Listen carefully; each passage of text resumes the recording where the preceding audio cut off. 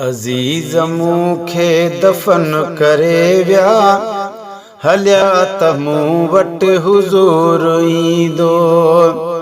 अज़ीज़ मूंखे दफ़न करे विया हलिया त मूं वटि हुज़ूर ईंदो। हुननि लताड़े फिटी कयो हिन ज़िमो खयो आ ज़रूर ईंदो।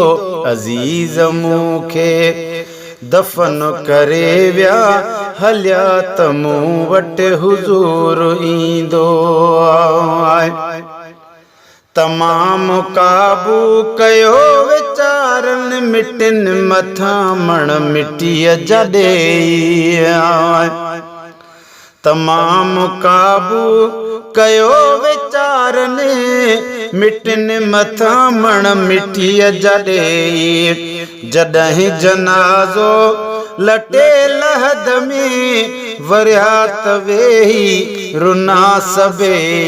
चयाऊं के चार कुल कबर ते पढ़ोसि मोटी न मूर ईंदो।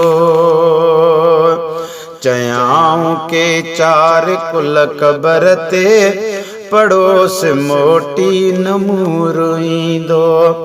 हुननि लताड़े फिटी कयो हिन ज़िमो खयो आ ज़रूर ईंदो।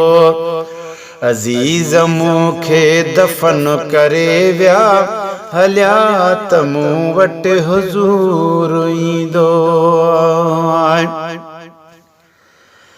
हुया त पंहिंजा करीब पर पो कबर हवाले कयूं हलिया विया।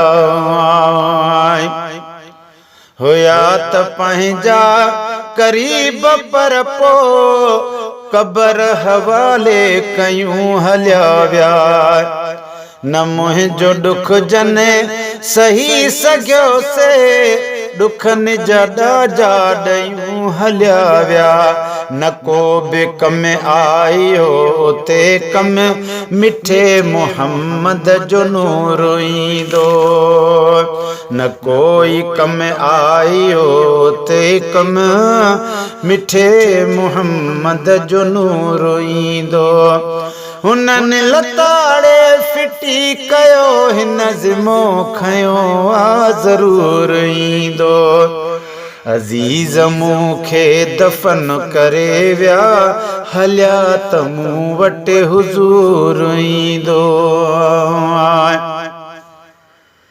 अचे जहीं जे अॻियां नबी साईं उहो बि को ख़ुश नसीब हूंदो। अचे जहीं जे अॻियां नबी साईं उहो बि को ख़ुश नसीब हूंदो। मलाइक खणंदा कदम न कोई हिसाब वेले हबीब हूंदो। कुसूर खुलंदा भली खुलनि पिया करीम बख़्शण कुसूर ईंदो। कुसूर खुलंदा भली खुलनि पिया करीम बख़्शण कुसूर ईंदो। हुननि लताड़े फिटी कयो हिन ज़िमो खयो आ ज़रूर ईंदो। अज़ीज़ मूंखे दफ़न करे विया हलिया त मूं वटि हुज़ूर ईंदो। मौत माना वॾो विछोड़ो शिनी कंदो ॿिनि धुरियुनि खे धारा। मौत माना वॾो विछोड़ो शिनी कंदो ॿिनि धुरियुनि खे धारा। बचा विछोड़े इहो विछोड़ो विसाल यारा। मोए खां पोइ थो मिले मोहम्मद वरी त वेझो नसूर ईंदो। मोए खां पोइ थो मिले मोहम्मद वरी न वेझो कुसूर ईंदो। हुननि लताड़े फिटी कयो हिन ज़िमो खयो आ ज़रूर ईंदो। अज़ीज़ मूंखे दफ़न करे विया हलिया त मूं वटि हुज़ूर ईंदो कंदो मुजरिमन सां मेहरबानियूं वॾो महेसर नबी मिठो आहे ओ पर पखियड़े पर सोया थियो पिंजरो पुराणो इजो उॾाणो यदा दादन पंहिंजे देस ते